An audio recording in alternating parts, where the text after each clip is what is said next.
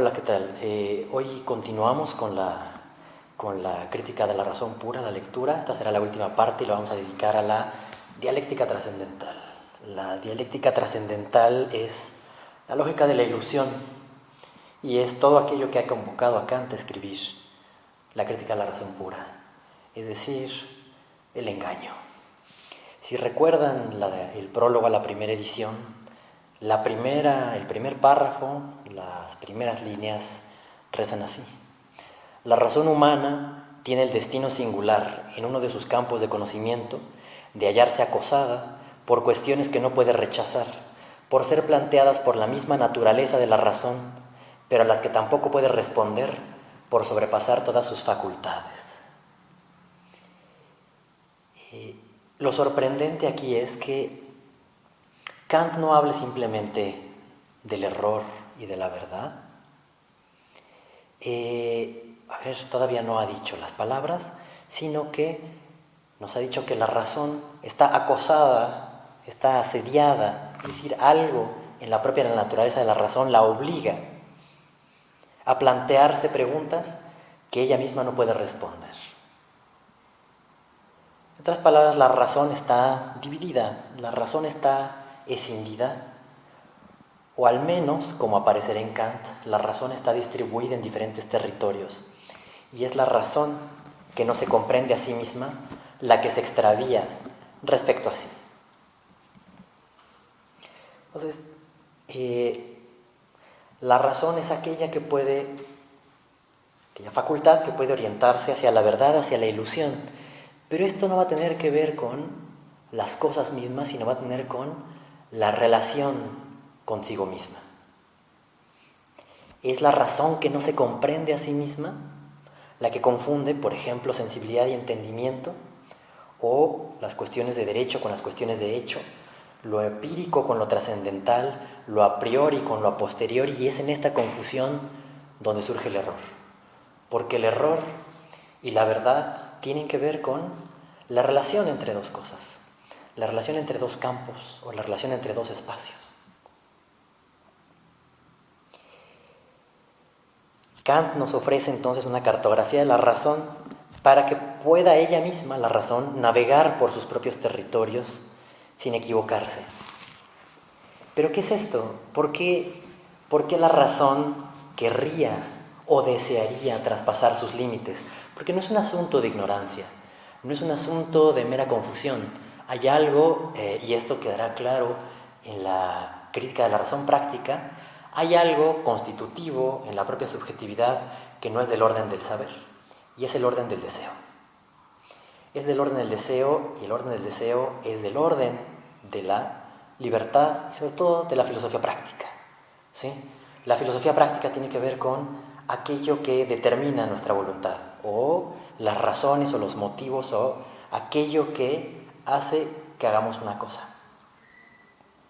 No crean que este es un tema que aparece en Kant, en realidad es un tema que atraviesa la filosofía occidental. Si recuerdan también las primeras palabras de la metafísica de Aristóteles, nos dice algo así como Pantes anthropoi tu eidenai oregontai physei. Es decir, todos los hombres, todos los seres humanos, hacia las ideas están jalados por su naturaleza. Aquí el oregontai apunta, es una palabra que en griego significa no exactamente deseo, pero sí estar jalado hacia algo, estirarse hacia algo, ser empujado o esforzarse hacia algo. Y es claro que en toda la metafísica de Aristóteles y en general en toda la filosofía de Aristóteles existe esto que se llama la naturaleza, la physis, pero que no se conforma con ser lo que es, sino que jala a las cosas. Cuando hablamos de la distinción entre la potencia y el acto, lo que vemos es que el acto no agota el ser, sino que todo lo presente apunta hacia lo posible, es decir, hacia aquello que no es, ¿sí? La potencia no es, de alguna forma, la potencia es lo no presente, es lo ausente, pero que está presente en la forma de una tendencia. Y esa tendencia es la famosa orexis. Y en Aristóteles, y como veremos en Kant, la orexis es un finalismo, ¿no? Así como en Aristóteles las cosas tienden hacia su sitio y tienden hacia su fin y tienden hacia su completud. En la entelequia, para Kant, hay una tendencia en la subjetividad, pero esa tendencia no nos lleva o no lleva a la subjetividad directamente a su completud, como en el caso de la naturaleza o de la physis en Aristóteles. En Aristóteles todo tiene su sitio, pero en el caso de Kant resulta problemático porque la subjetividad es aquella que no tiene sitio en el mundo. Por eso es que hay una crítica de la razón pura y una crítica de la razón práctica. La crítica de la razón pura nos dice que es el mundo como naturaleza. Pero el sujeto libre, el sujeto deseante, ese no obtiene respuestas de la ciencia, no obtiene respuestas de la naturaleza como objeto del conocimiento. Eso tiene que ver con su libertad, su voluntad o con la libertad como autodeterminación de la voluntad. Y para eso no hay saber que alcance. Eso quiere decir que la subjetividad se ha exiliado del mundo, pero con una tarea de fagocitarlo, de devorarlo para humanizarlo y entonces volver a presentar el mundo como representación, como Vorstellung, es decir, como interioridad. Es decir, por medio de este mecanismo de traducción o de fagocitosis, el mundo debería ser devorado y finalmente procesado intelectualmente por las categorías, previamente siendo ordenado por la sensibilidad, hasta que finalmente aparezca como fenómeno.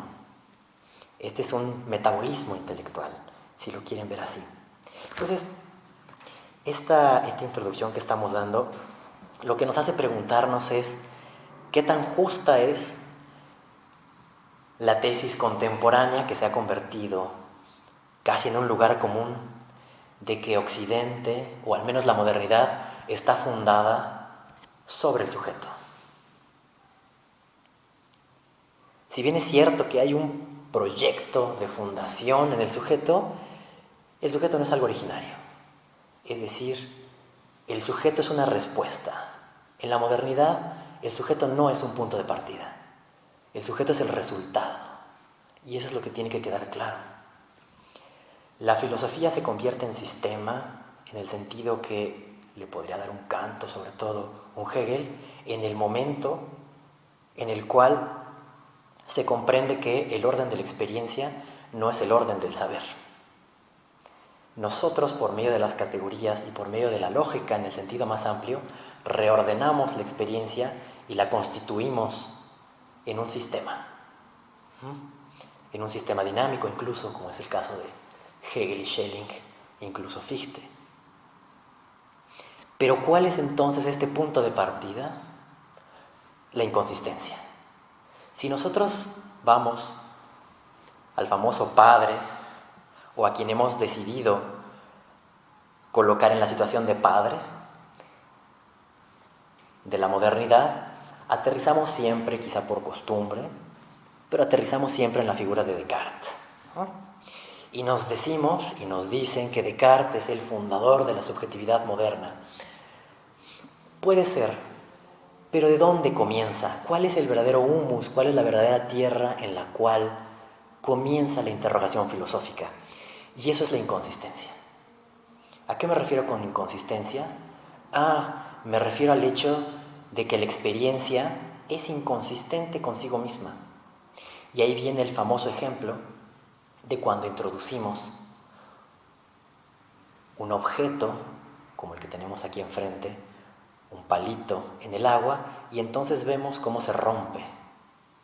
Sabemos que de hecho no se rompe, que hay un fenómeno de refracción y que hace que se desvíe esta y que entonces para nuestros ojos parezca como si el objeto estuviera roto o dividido en dos. cuando de hecho no es así. Pero ese de hecho no es así no es algo inmediato, es algo que construimos, es algo que nosotros establecemos. Y de hecho todo lo que para nosotros constituye el mundo cotidiano es el resultado de procesos. No hay nada inmediato.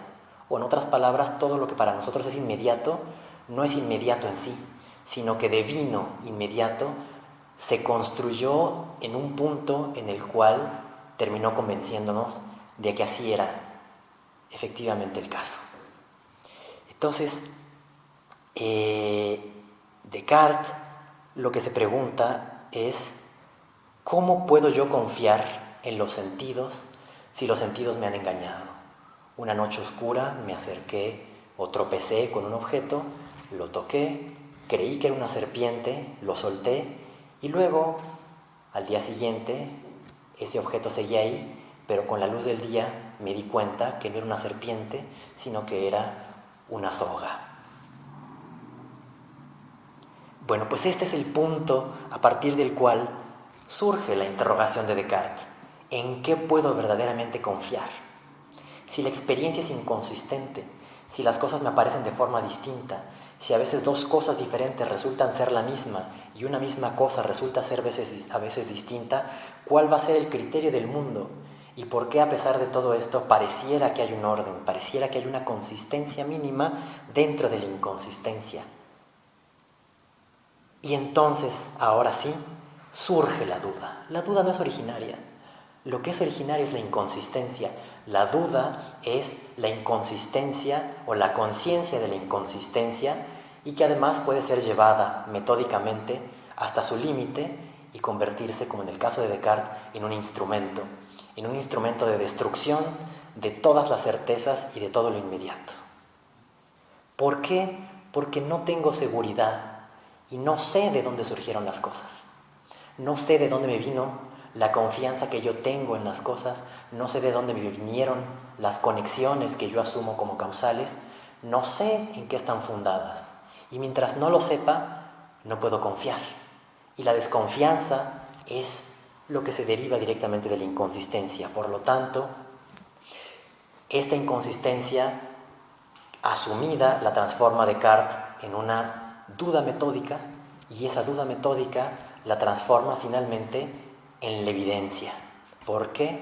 Porque se da cuenta que esa duda eventualmente está fundada en algo más, que es la subjetividad, y entonces sí comienza la historia moderna. Pero la historia moderna no comienza con el sujeto, no comienza con una fe en el sujeto, no, comienza con la inconsistencia, comienza con la duda y puede leerse como una apuesta. Podríamos decir que si lo primero es la inconsistencia, la razón es el hacerse cargo de esa inconsistencia. Y este hacerse cargo en los pensadores modernos, principalmente en los racionalistas y en el idealismo crítico, consiste en hacerse cargo de esa duda de tal manera que ésta se pueda convertir en certeza, una especie de transformación per contrario.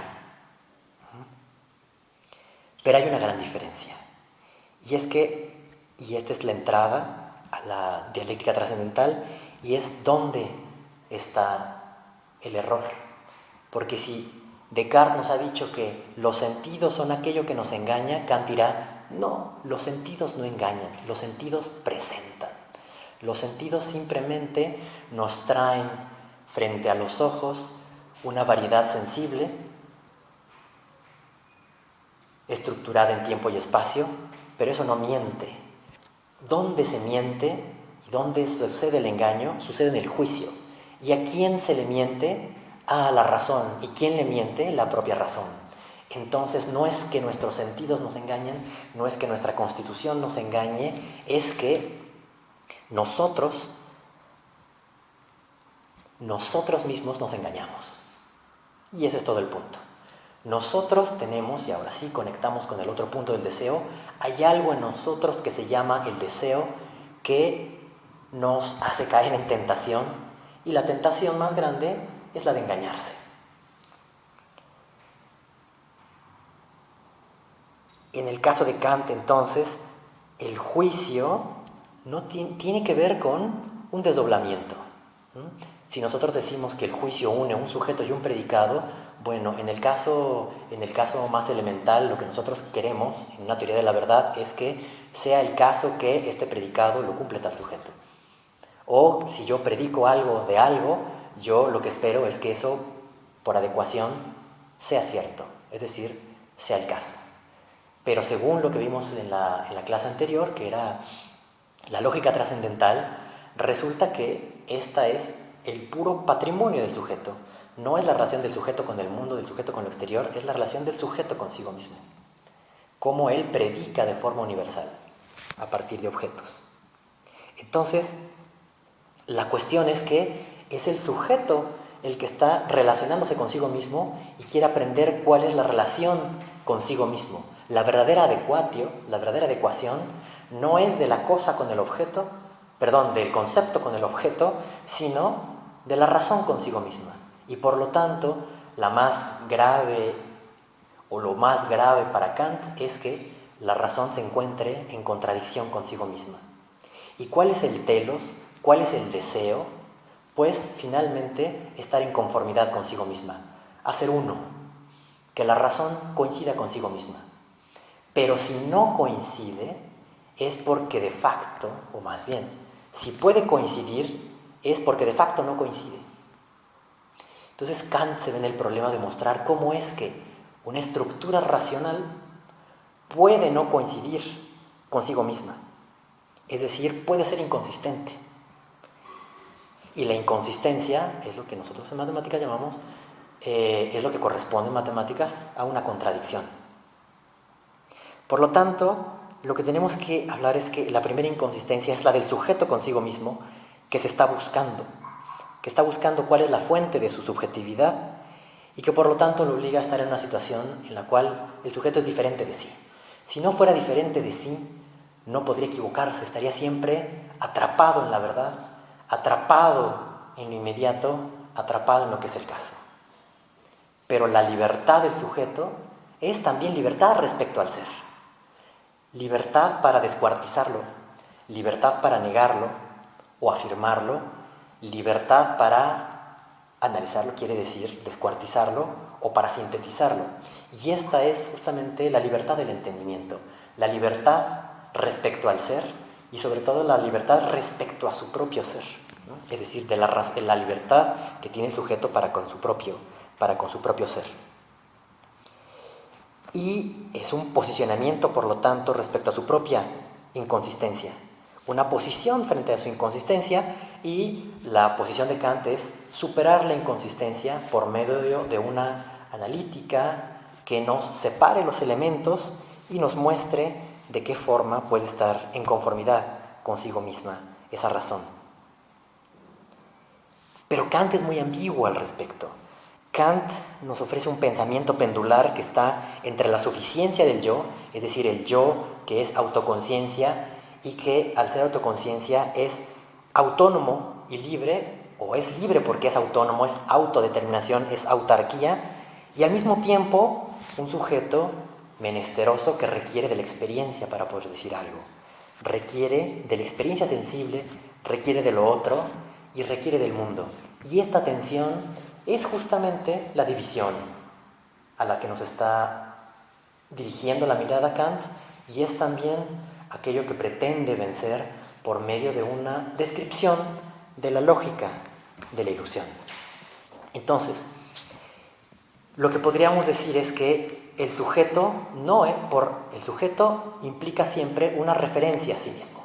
Subjetividad es algo que se refiere a sí mismo. Sin este elemento central de la autoconciencia no hay subjetividad en absoluto. Pero eso no significa transparencia.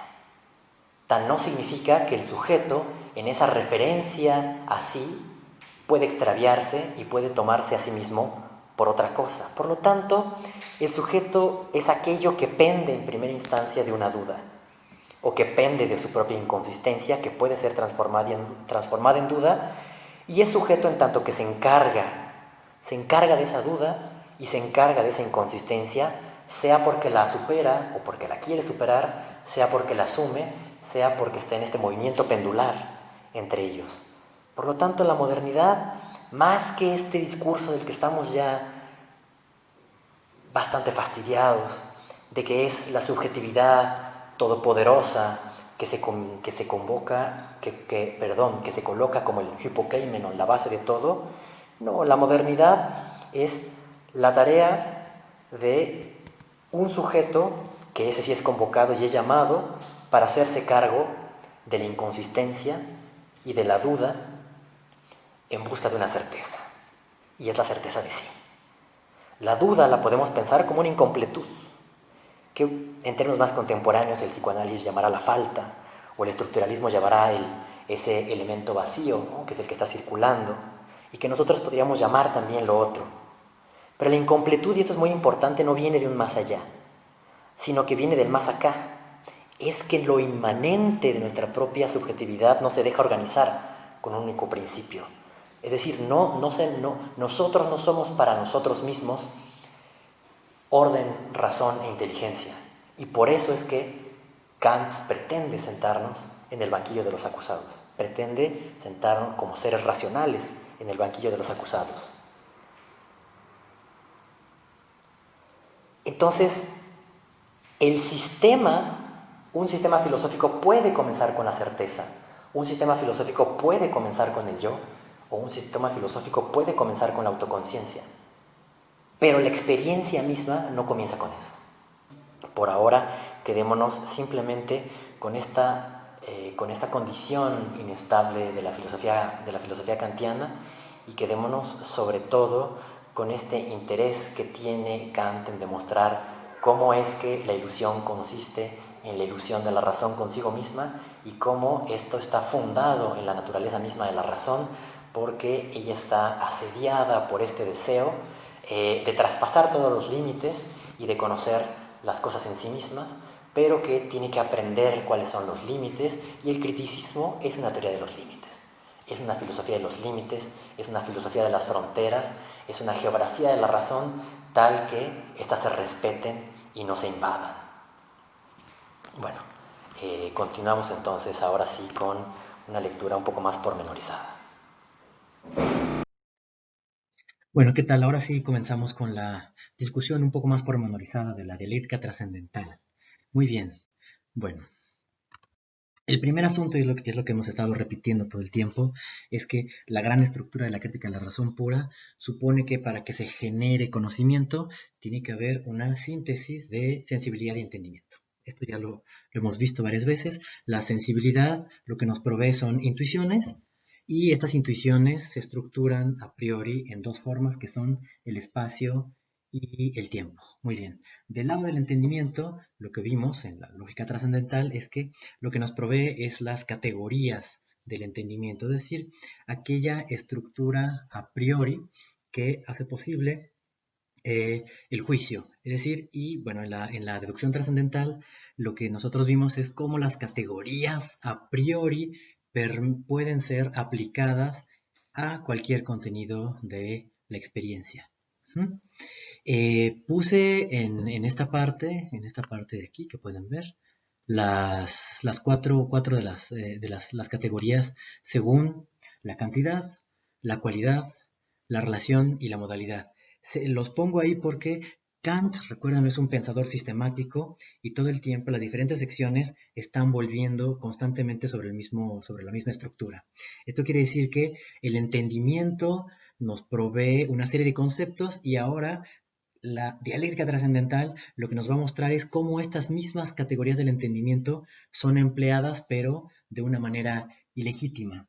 Y el uso ilegítimo consiste en aplicarlas no a las intuiciones, que son los objetos de la sensibilidad, sino a ideas. Entonces, vamos a ver exactamente de qué se trata esto.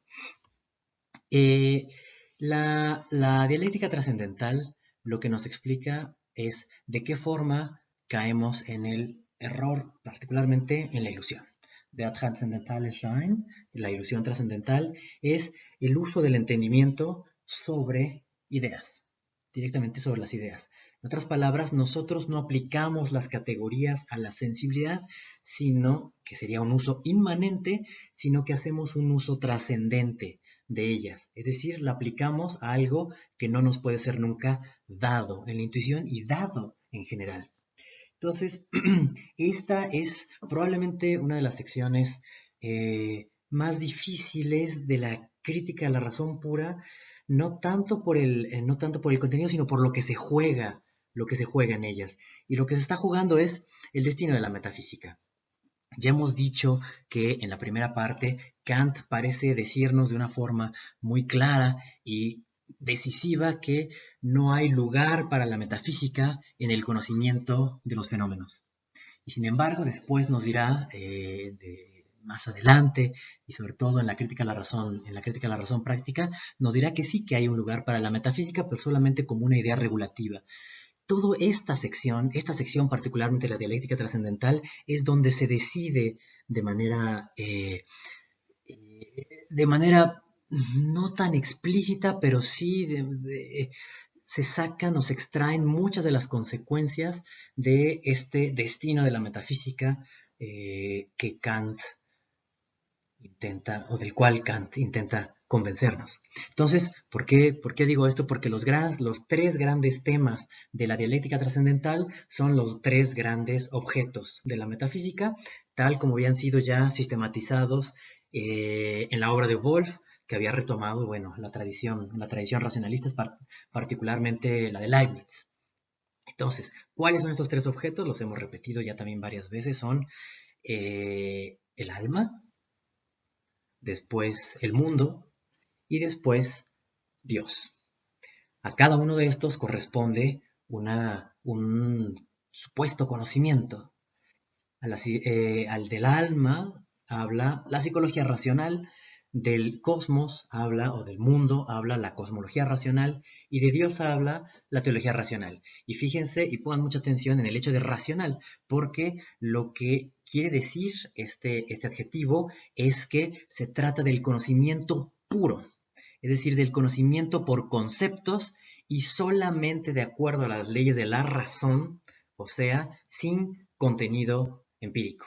En otras palabras, la psicología racional, la cosmología racional y la teología racional lo que nos intentan es dar conocimiento absoluto, certero y seguro sobre el alma, sobre el mundo y sobre Dios. Entonces, eso es lo que tenemos indicado, es lo que tenemos indicado acá, en esta parte. Ahora, cada uno de estos conocimientos, la psicología racional, la cosmología racional y la teología racional, van a dar lugar a diferentes tipos de ilusiones, o tres tipos de ilusiones. El primer tipo de ilusión van a ser los paralogismos, el segundo tipo de ilusión van a ser las antinomias, y el tercer tipo de ilusión va a ser lo que Kant llama el ideal de la razón pura. ¿De qué se trata este primer paralogismo? Bueno, se trata de la síntesis, lo dice así Kant, o totalidad de las condiciones de un pensamiento en general. En otras palabras, nos está diciendo cuál es la naturaleza de la inteligencia en cuanto existente. Debe quedar relativamente claro que lo que pretende la psicología racional es decirnos quién es ese que conoce, pero no de manera formal, que es lo que está intentando Kant. Kant no nos dice que sea el yo. Kant simplemente afirma que el yo es una función, que es una función lógica o metalógica que nos permite articular en un mismo sitio el uso de las categorías, que a su vez tienen que estar aplicadas a la sensibilidad. Pero ese yo no es algo en particular. No sabemos nada de ese yo, no podemos decir nada de ese yo como existente. Como existente, en todo caso, no nos corresponde a nosotros saber algo sobre ese yo. Pues lo que pretende la psicología racional es decirnos cuáles son o qué cualidades o propiedades tiene ese yo en cuanto existente. Es decir, como si nosotros pudiéramos conocerlo en sí mismo a través de nuestra pura inteligencia. El segundo tipo de ideas trascendentales lo constituyen las antinomias. Y las antinomias, lo dice Kant, son la síntesis o provienen del la búsqueda de la síntesis o totalidad de las condiciones del pensamiento empírico. ¿Qué quiere decir eso? Que la cosmología racional proviene o surge cuando nosotros intentamos aplicar las categorías no a los fenómenos, sino al mundo como una totalidad. Es decir, cuando nosotros queremos tomar los elementos empíricos del mundo y tratarlos de una forma trascendente, es decir, más allá del modo en que este mundo mismo se me da. Ya lo explicaremos un poco más. Y finalmente, el tercer tipo de ideas trascendentales son o corresponden a lo que llama él el ideal de la razón, el ideal de la razón pura. Ahora, y que Kant la define como la síntesis o totalidad de las condiciones del pensamiento puro, es decir, la unidad incondicionada de las condiciones objetivas de la posibilidad de los objetos en general. Bueno, este trabalenguas lo vamos a tratar de desbaratar para que se entienda, pero en última instancia, sí, se trata de Dios, pero no se trata de de una prueba de la existencia de Dios, se trata solamente de la unidad absoluta a la cual aspira la razón y que está incluso más lejos que eh, el uso de los conceptos en sí mismos. Es decir, no solamente se trata de un uso ilegítimo de conceptos para producir una unidad, sino se trata de la unidad absoluta. Se trata de la unidad absoluta que la razón pretende encontrar y bueno, que Kant nos dirá corresponde a su esencia más íntima, pero a pesar de ello existe esa situación trágica, si lo quieren ver así, en la cual la razón aspira a esto, pero sabe que al aspirar a ello traspasa todos los límites de la experiencia posible. ¿Qué significa traspasar los límites de la experiencia posible? Bueno, pues que se aplican o se usan las categorías para aquello que no puede ser dado.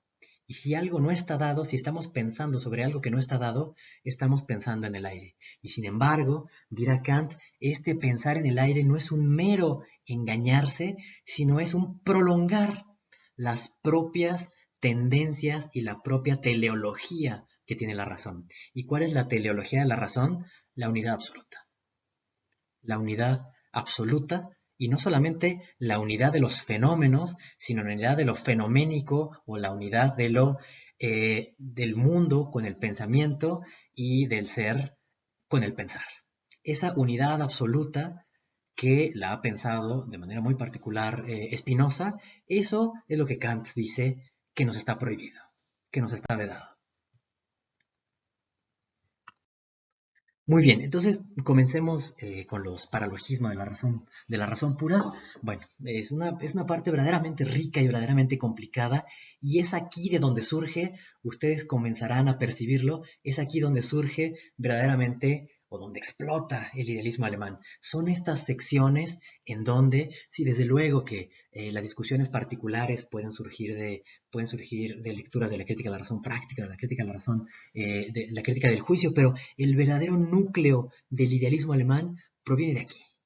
Proviene de la discusión que hace Kant de la metafísica, porque en la metafísica están justamente las grandes aspiraciones de la razón, y eso es la totalidad, el infinito y la superación de las contradicciones. Pues si lo quieren ver así, la unidad absoluta es lo que recoge absolutamente todo, incluidos lo que aparentemente resulta contradictorio y también aquello que Kant hubiera querido dividir entre, por ejemplo, lo sensible y lo inteligible o lo empírico y lo trascendental. Pero eso es lo que viene, después. Eso será el punto de inicio de Fichte. Pero por ahora quedemos con el hecho de que lo que está mostrándonos aquí Kant es qué se hace con la metafísica y qué se hace con esas grandes aspiraciones a la totalidad, la reconciliación de los opuestos, la superación del dualismo y el pensamiento de lo infinito. Entonces, los paralogismos, dijimos, provienen de una aplicación ilegítima de las categorías al yo. Es decir, el yo, que es una mera función, que corresponde solamente a la lógica, solamente a las operaciones intelectivas y al juicio, es considerado como una sustancia. ¿Quién es evidentemente aquí la referencia? Pues Descartes, el pensamiento de Descartes, porque Descartes lo que ha intentado hacer es demostrar por una deducción que del hecho de yo apercibirme puedo estar seguro de que soy y de que soy una sustancia y de que al ser una sustancia tengo además otros atributos como por ejemplo la simplicidad, la continuidad en el tiempo. Y de ahí se siguen otras cosas como la eternidad del alma, por ejemplo, o el hecho de que sea el hecho mismo de que sea una sustancia. Entonces veamos esto. Eh, un paralogismo, en términos muy generales, un paralogismo lógico, lo define Kant como una incorrección del silogismo desde el punto de vista de su forma. Es decir, es un problema en la forma del silogismo. ¿Qué es un paralogismo trascendental? Es este uso ilegítimo basado en la naturaleza de la razón humana que conlleva una ilusión inevitable, aunque no insoluble. Se trata de cómo nos engañamos, pero no porque no empleemos bien las reglas del razonamiento, sino porque no aplicamos bien esas reglas de razonamiento a lo que debería ser aplicadas, es decir, a fenómenos. Es como si nosotros tomáramos algo de lo cual no estamos seguros y no puede ser seguro porque no nos es dado, y sobre eso problemático nosotros avanzáramos como si pudiera ser conocido y del cual se pudieran sacar consecuencias seguras y certeras. Es muy interesante la imagen que nos da Kant, y lo digo ahora por la imagen que teníamos en la primera parte del video, y es esa varita que se mete en un vaso de agua y que aparece torcida. Yo realmente veo que está rota. Yo sé, ese es el juicio es el que sabe que eso no está realmente torcido, sino que se trata de un fenómeno óptico. Bueno, Kant nos dice que con la razón sucede algo parecido. No en la sensibilidad, en la razón. En la razón nosotros vemos que las cosas son así y asá. Y lo estamos viendo y nos parece evidente porque si nosotros seguimos nuestros razonamientos, los razonamientos son correctos. El problema no está en la secuencia de razonamientos, sino en las premisas que hemos aceptado, y nosotros hemos aceptado demasiado rápido que esas ideas de la razón son objeto de conocimiento. Entonces, el origen de los paralogismos, que constituye el dominio que constituye el dominio del yo, de la psicología racional, surge de esta proposición que Kant llamará una representación, que es el famoso yo pienso. Y Kant nos ha dicho que el yo pienso no es más que un vehículo, es un vehículo formal de toda representación.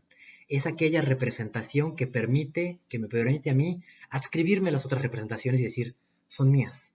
Pero quién es ese yo y quién soy yo, eso no se resuelve. Yo, en tanto que instancia trascendental, soy solamente una forma, no una sustancia. Y el paralogismo surge de tomar ese yo como una sustancia. Y cuando eso se realiza, se le llama alma. Entonces, todo el problema surge en tomar ese yo pienso, que es una mera forma, que es una operación, como algo existente.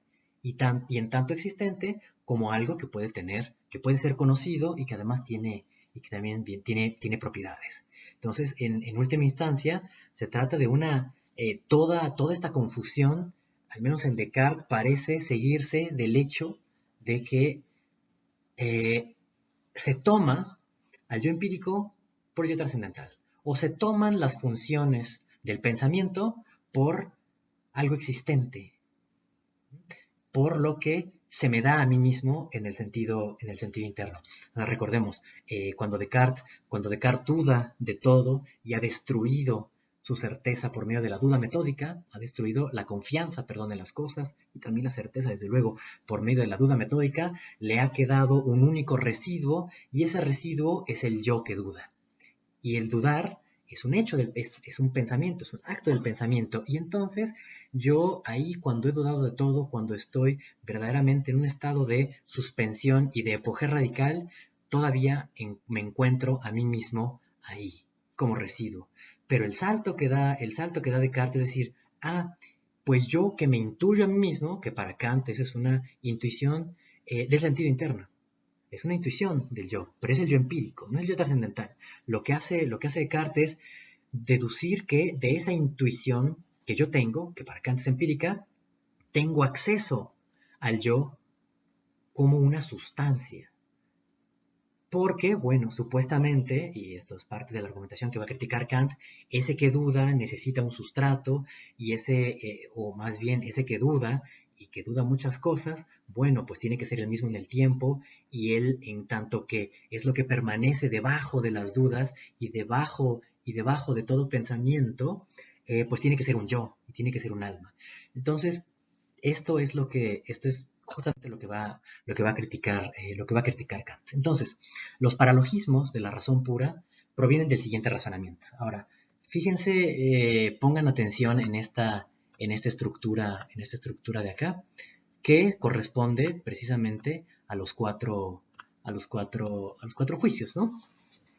Según la cantidad, según la cualidad, según la relación y según la modalidad. Bueno, lo que dice Kant, y estoy aquí ya haciendo una síntesis entre la primera y la segunda versión de la crítica de la razón pura, dice, es yo comienzo con esa evidencia primera.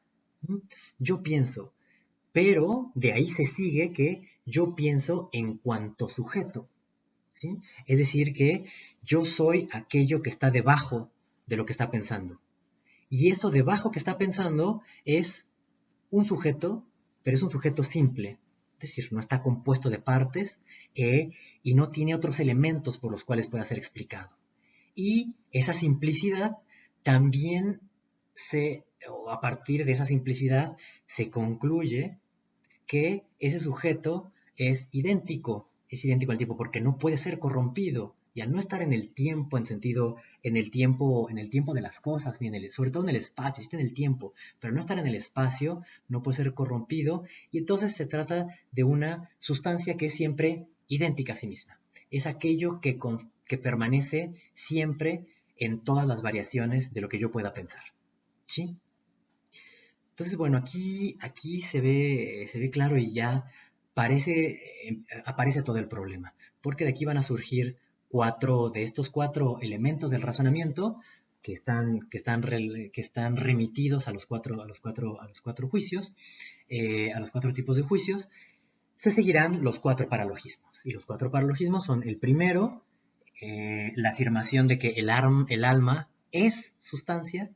El segundo es que desde el punto de vista de la cualidad, el alma es simple, repitiendo las cosas, desde el punto de vista de la relación, eh, el alma es la misma en todos los tiempos, permanece idéntica a sí misma, y finalmente, desde el punto de vista de la modalidad, está en relación con los posibles objetos en el espacio.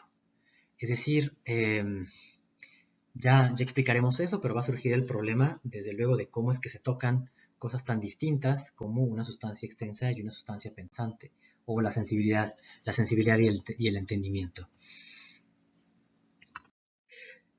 Entonces, para decirlo todavía de otra manera y que quede aún más claro, los paralogismos, el primer paralogismo, lo que piensa es la incondicionada unidad de la relación. Es decir, el yo se asume a sí mismo como algo que subsiste, ¿sí?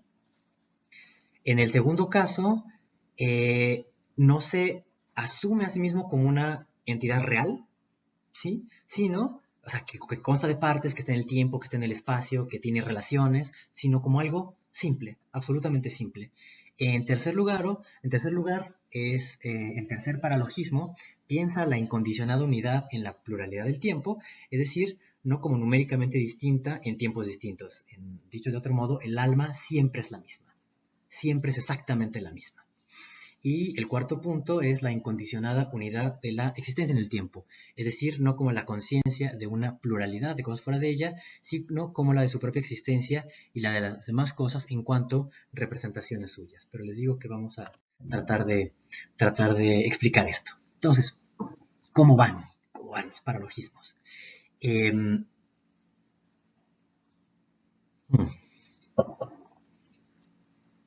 el primero de ellos, sustancialidad del alma. ¿Qué es una sustancia? Sustancia es aquello cuya representación constituye el sujeto absoluto de nuestros juicios. O sea, piénselo también, o si lo gustan ver así, en el sentido aristotélico, sustancia es aquello que soporta los atributos. Y en el juicio es aquello de lo que se habla. Es el sujeto de una predicación. Ahora, si nosotros tomamos esto en un sentido de existencia, entonces decimos que sustancia es aquello que no puede ser empleado como determinación de otra cosa. Es decir, las sustancias son determinadas, pero las sustancias no ingieren o no están a su vez en otra cosa. Ellas son el punto último sobre el cual se predican las cosas o que tienen atributos. Entonces, yo, en cuanto a ser pensante, soy el sujeto absoluto de todos mis juicios posibles. Es decir, cuando yo pienso, hay un pensamiento acá, hay otro pensamiento acá, hay otro pensamiento acá, pero ¿qué es lo único que permanece de base? ¿Qué es aquello que está ahí subsistiendo, substancia, subsistiendo? El yo. Entonces, el sujeto debajo de todo pensar, y de lo cual nada se puede predicar, todo se predica, pero él no es predicado de nada más, es el alma. Entonces el alma tiene que ser una sustancia. Sin embargo, lo que dirá Kant, y es lo que estamos poniendo aquí en inclinadillas, es que el sujeto no es lo que está debajo de todo pensar, es más bien solamente una forma de relacionar las representaciones entre sí. Y no se puede predicar nada de él como no predicaríamos nada de los conceptos, porque de un concepto no se predica nada. Un concepto se usa, un concepto se aplica, pero yo no predico de un concepto. Y esto es el primer paralogismo. El segundo paralogismo es el que afirma la simplicidad del alma. Dice Kant, argumenta, más bien expone el argumento. Dice, una cosa cuya acción nunca puede ser considerada como la concurrencia de varios agentes es simple. ¿Qué quiere decir esto? Que el alma no depende de nada más, no tiene partes y no está en relación con otras cosas. Por lo tanto, ella tiene que ser simple. Si estuviera hecha de partes, entonces habría otros elementos que interactúan entre sí. Pero el alma no interactúa con otra cosa, el alma es autosuficiente y ella se postula como un espacio absoluto. Por lo tanto, tiene que ser simple. Entonces, ahora bien, el alma o yo pensante es una cosa de esta índole. Por consiguiente, el alma es simple, ¿no? Así es como va el silogismo. Entonces, pero otra vez, lo que no se cansa de decir Kant es que la unidad del sujeto es una unidad lógica, no es una unidad que tenga que ver con la naturaleza de algo existente, como el alma. Bueno, llegamos al cuarto paralogismo, y dijimos que era un poco menos claro al principio, pero esperamos que se entienda mejor. Bien, dice Kant. El argumento va así. Aquello cuya existencia solo puede ser inferida como causa de percepciones dadas posee una existencia meramente dudosa. Es decir, ¿a quién se está refiriendo? Evidentemente a Descartes, porque Descartes nos ha dicho que las percepciones del mundo externo son dudosas, no me ofrecen ninguna certeza. Recordemos que Descartes va a buscar la certeza en el sentido interno, en la propia evidencia. Todo lo demás es solamente se tiene noticia de ello por medio de las percepciones, pero las percepciones son ya un elemento interno, son ya representación. Por lo tanto, los objetos mismos, los objetos fuera de nosotros, aquello que supuestamente causa las percepciones, permanece problemático, dudoso. Nos puede engañar. Dice. Ahora bien, todos los fenómenos externos son de tal índole. Vamos acá. Todos los fenómenos externos son de tal índole que su existencia no es inmediatamente percibida. Es decir, no hay una relación inmediatamente directa con las cosas, sino que solo pueden ser inferidos como causas de percepciones dadas. Es decir, se infiere que hay una cosa trascendente que es la causa de nuestras sensaciones, o bueno, de las representaciones que tenemos de las cosas, pero esas cosas mismas son problemáticas porque no puedo estar cierto de ellas, solamente puedo estar cierto de mí mismo, de lo que es inmediatamente dado, y eso es el sentido interno, es lo que dice Descartes. Dice, por consiguiente, la existencia de todos los objetos de los sentidos externos es dudosa. Lo que aquí está mostrando Kant es que el pensamiento cartesiano, lejos de asegurarnos una base certera, permanece o pareciera permanecer en una relación problemática con la realidad de las cosas. Cuando lo que quiere Kant es, en contra del racionalismo, asegurar que el conocimiento es conocimiento de algo. ¿Sí? No vivimos en una fantasmagoría de formas, sino tenemos una relación efectivamente con las cosas. Pero ya veremos que esto es bastante más problemático y de aquí va a surgir una cantidad considerable de problemas que van a ser el inicio del idealismo alemán y que después van a volver en muchos sentidos. Entonces, tal incertidumbre, dice Kant, es lo que yo llamo la idealidad de los fenómenos externos. Ahora aquí no hay que confundirse con estas palabras. Idealidad de los fenómenos externos quiere decir, para Kant, no que el mundo externo sea una idea o el mundo interno, sí, pero eso no es... El nombre que toma aquí Kant es simplemente para mostrar que el mundo externo es problemático, es problemático. Solamente podemos confiar en nosotros mismos, en nuestras ideas. No podemos creer en la realidad, en lo real o en el efecto que tiene cierta realidad en nosotros. Por lo tanto, se llama idealismo. Ahora, lo natural sería que Kant opusiera el idealismo al realismo, ¿no? Sin embargo, opone el realismo al dualismo. Y ahorita explicamos exactamente por qué dice eso. Dice, la doctrina de esta idealidad se llama idealismo, frente al cual recibe el nombre de dualismo la tesis de que es posible la certeza acerca de los objetos de los sentidos externos. Lo que Kant llama dualismo, que es la posición que él va a adoptar, es que sí podemos conocer los objetos del sentido externo, no solamente del sentido interno, sino también del sentido externo. Entonces, de alguna forma, también eso se presta mucho a confusión, porque nosotros decimos, pero ¿quién más dualista que Descartes? ¿No? Y efectivamente, la posición de Descartes es una posición dualista, en tanto que separa el mundo en dos sustancias, sea ello por una decisión metodológica o efectivamente ontológica, pero al menos en la tradición queda dicho o se recibe y se entiende que Descartes separa el mundo en dos sustancias, dos cosas, res. Las res son la res cogitans y la res extensa, es decir, la cosa pensante y la cosa extensa. Ahora, en este sentido, él es dualista, ¿sí? Pero en el otro sentido, él es idealista porque él solamente considera objeto de evidencia aquello que es ideal, es decir, aquello que está en el alma, que es representación y que está en nosotros mismos. Aquí lo que es muy importante es ver si se trata, poner atención al apellido.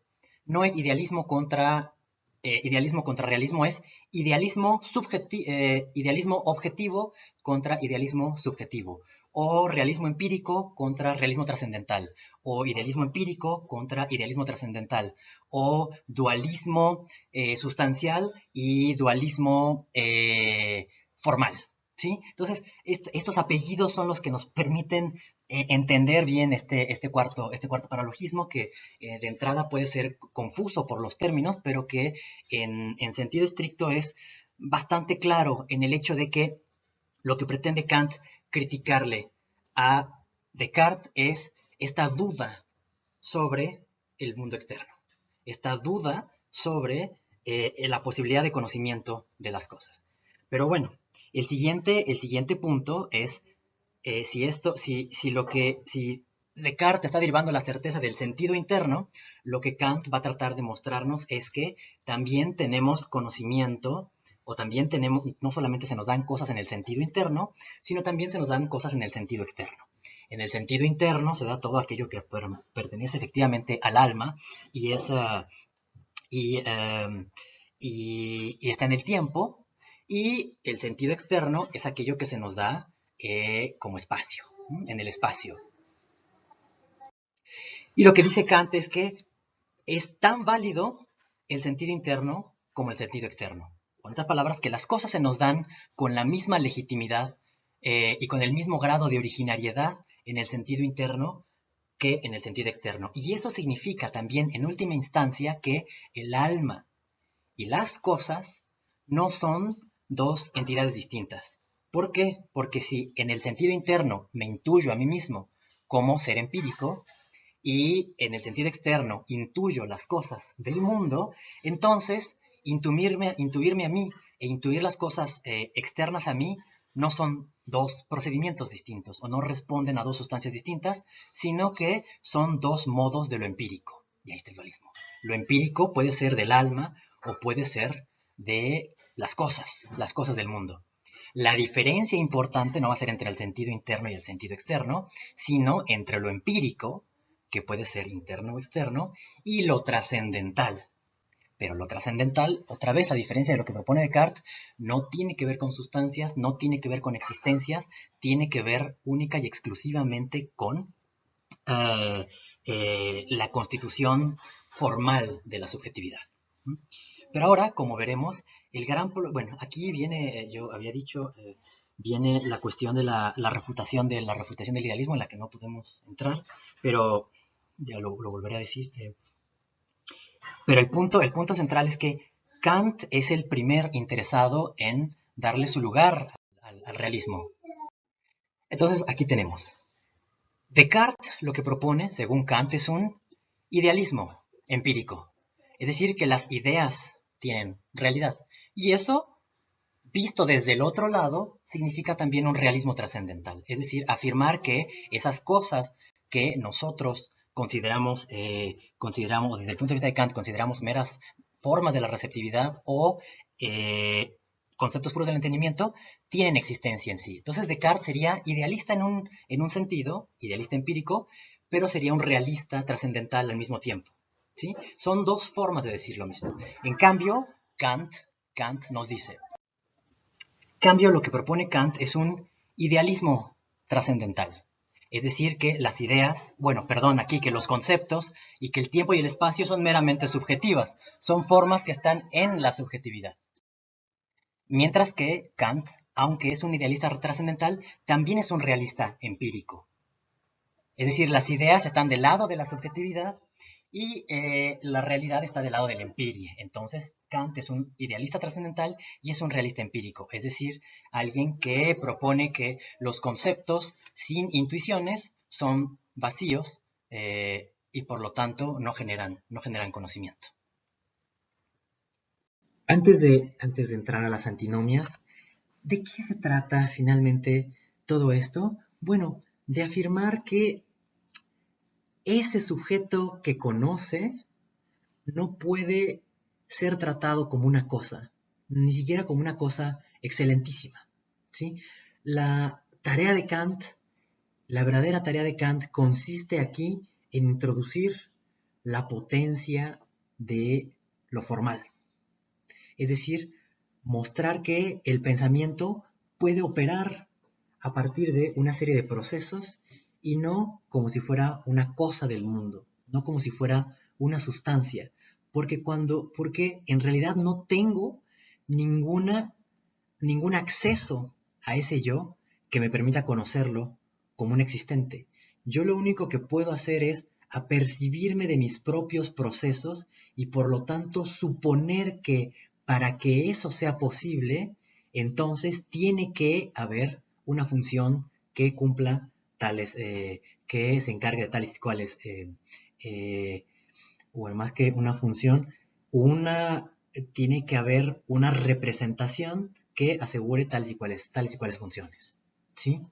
Entonces, lo que pasa y las verdaderas consecuencias de esto, y esto me interesa que quede claro, y diremos ahora un par de cosas sobre lo que sucede, es que Kant está tratando de separar otra vez lo que puede ser conocido de lo que no puede ser conocido, lo que puede ser inferido como condición de posibilidad y lo que puede ser dado y experimentado. Y para él no hay camino de la certeza por medio de la autoconciencia empírica.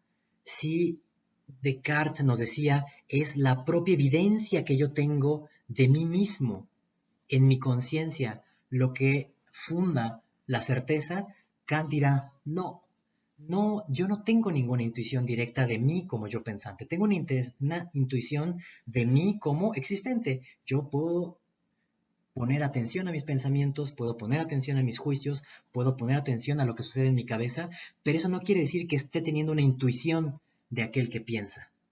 Pero el gran problema de esto es, y Kant lo aborda en su refutación al idealismo, no lo podremos seguir, es que aquí se abre un riesgo enorme. Se abre un riesgo enorme y es el hecho de que ese yo no esté en ningún lado, no sea realmente existente, como no puede ser puesto en conexión con el ser, entonces no está en ningún lado. Vean, todo lo que es como es fenómeno y es para esa conciencia, pero esa conciencia no es para ella misma. Claro, esa conciencia es de alguna forma para ella misma, es autoconciencia, es lo que dijimos al principio del video, está referida a sí misma, pero está referida a sí misma no en el modo de la evidencia, sino a partir de una mera función. Entonces, vean realmente lo extraño de esto. Kant está diciendo que hay una autoconciencia inconsciente. Es decir, que la autoconciencia no es un contenido. O que aquello que capta la autoconciencia no es el contenido de ella misma, sino es solamente una especie de referencia, de autorreferencia abstracta, de la cual yo, como ser empírico, nunca tengo testimonio. Entonces, fíjense, resulta que la corona de la subjetividad trascendental es algo de lo cual yo mismo no tengo evidencia y es por lo tanto algo que tengo que postular. Entonces resulta que todo el edificio kantiano parecería descansar sobre una suposición, sobre algo que tiene el carácter de una hipótesis, porque finalmente lo trascendental parecería en este punto ser eso, aquello que yo tengo que suponer para que pueda funcionar el pensamiento. Pero podría haber otra hipótesis, podría suponer yo otra cosa. Ese es un punto. Y el otro punto es, que también lo empecé a abordar, es cuál es la conexión del yo pienso con el yo soy. Si algo había intentado Descartes, y ese es el contenido de las y ese es lo que para Kant produce la antinomia, es que yo, cuando me intuyo a mí mismo dudando, no solamente me intuyo como una cosa pensante, sino no solamente me capto a mí mismo pensando, perdón, sino que me capto a mí mismo como algo que existe. Si yo no, por más que yo diga que eso es una función meramente abstracta, yo tengo que suponer que algo existe para que pueda dudar de sí. Yo tengo que suponer que ese pináculo en la deducción trascendental, que es la unidad absoluta de la autoconciencia, tengo que suponer, a su vez, que eso tiene que estar puesto en algo, tiene que estar puesto en el ser. Si no, corremos el riesgo de que ese yo sea una abstracción que supuestamente lo piensa todo, pero que ella misma no es. Ella misma está por encima del ser. Y si está por encima del ser, entonces, ¿dónde está?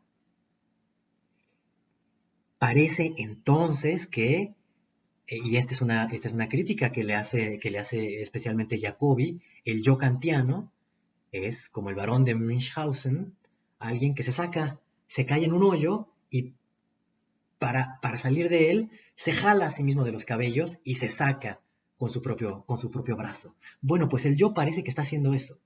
El yo parece que se está afirmando a sí mismo y está afirmando que gracias a él es que todo puede aparecérsenos como fenómeno. Pero al mismo tiempo, ese yo no tiene ninguna conexión con el ser. Y sin embargo, Kant nos está diciendo que el yo no puede nunca sacarse de los cabellos, sino que el yo tiene siempre que referirse a objetos de la experiencia. Y esos objetos de la experiencia son objetos existentes, no son meras alucinaciones. Pero Kant, otra vez, cuando Kant habla de la sensibilidad, no queda claro si lo sensible es ya algo puramente interno, es decir, algo puramente subjetivo, pura representación, o si esas representaciones son causadas por algo más, por algo externo a nosotros, que parece que es lo que dice Kant al darle la razón al empirismo. Pero si yo digo que las impresiones son causadas por algo, entonces utilizo el concepto de causa. Y estoy utilizando el concepto de causa para unir el mundo y la subjetividad. Pero resulta que el concepto de causa es solamente interno a la subjetividad y yo no estoy legítimamente autorizado para hablar más allá de mi propia experiencia. Entonces resulta que todas las categorías y todo lo que yo puedo decir el mundo solamente vale para mí y en mi subjetividad, cuando realmente lo que yo quiero es conocer el ser, conocer lo que existe. Y lo primero que tendría yo que aceptar es que yo mismo tengo que estar en el ser y yo mismo tengo que existir, si no, ¿cómo conocería lo que es? Y si no, ¿cómo se me daría cualquier cosa? Porque recuerden otra vez, toda la insistencia de Kant en la sensibilidad es el hecho de que algo me sea dado, algo que esté pasivamente ofrecido a mí, mientras que el yo es pura espontaneidad, y con espontaneidad lo que significa es pura libertad, autodeterminación. Tiene que haber otra parte en lo que algo me sea dado, pero Kant no parece poder ofrecernos un argumento convincente de cómo se le da algo a esta subjetividad trascendental, y mucho menos se le puede reconocer un ser o una relación con el ser a esta subjetividad trascendental. Por eso es que en las antinomias es donde se desata la gran discusión sobre si el idealismo trascendental no será efectivamente simple y llano idealismo que pretende sacar su certeza y reconstruir el mundo a partir de sí mismo, y que pierde en eso nada más y nada menos que el ser. Todo esto es la gran crítica de Jacobi y el punto de partida de Schelling, y por el cual él no comenzará con el yo, sino querrá comenzar con la naturaleza. Bueno, hasta aquí los paralogismos, y bueno, en el próximo video acabaremos con esto de la dialéctica trascendental, y veremos particularmente las otras dos clases de ideas trascendentales, que son las antinomias y el ideal de la razón. Uno referido al mundo o al cosmos y el otro referido a Dios. Bueno, muchas gracias.